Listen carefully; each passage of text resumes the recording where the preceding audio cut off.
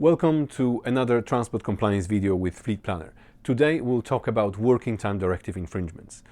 Working Time Directive infringements are one of the most common we find on infringement reports, and for the drivers to understand where the risks are and then how to set them up for the day, it's a very good way to actually avoid having multiple infringements on the Working Time Directive. So the drivers need to understand there's three basic things. First one is they cannot work more than 6 hours without taking a break. The second thing is if they work 9 hours or less, then they need to show at least 30 minutes of break. If they work more than 9 hours, then they need to show at least 45 minutes of break. Now, this is taking Working Time Directive into account, and I'm not talking about driver's hours regulations. So at some point during this shift, your driving time may kick in where you need to take a break. That's separate but also important. This video will show you how to work out your breaks for the purpose of Working Time Directive.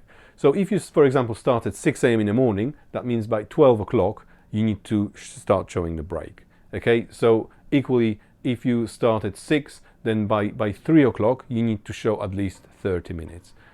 And if you're going over 9 hours, then equally you've got to be able to to divide this period of time, so you are showing 45 minutes of breaks, and at no point during that shift you show a period of work longer than 6 hours. So if you took a break at 12 o'clock and then you've got another 7 hours of work after that, you need to be splitting that period of work with the break as well. So this basic thing will save you a lot of infringements if you follow that thought process. No more than 6 hours of work at any point without interrupting a break. If working 9-hour shift or less, 30 minutes of break as a minimum. You can obviously take more. And if you're working more than 9 hours, at least 45 minutes of break, remembering that no period of work during that time can be larger than 6 hours. And if you keep to that simple concept, you will be fine. Now, one interesting thing about the period between 6 and 9 hours. So if you're lucky enough to have a shift shorter than 6 hours, you do not need to take any break, and a lot of people don't know that.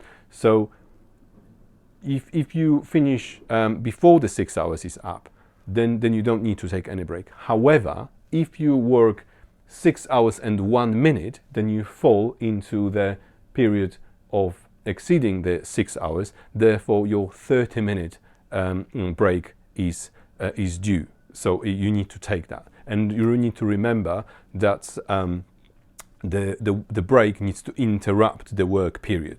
So if you're in a scenario where you're about to finish and you think, I will go over the 6 hours, and then if you start your daily rest after that, and then you will show the period of work larger than 6 hours, then you need to still clock your 30 minutes break, because you will be in a category of up to 9 hours, and then you will need to show 30 minutes of break. So you may be in a scenario where you will work 5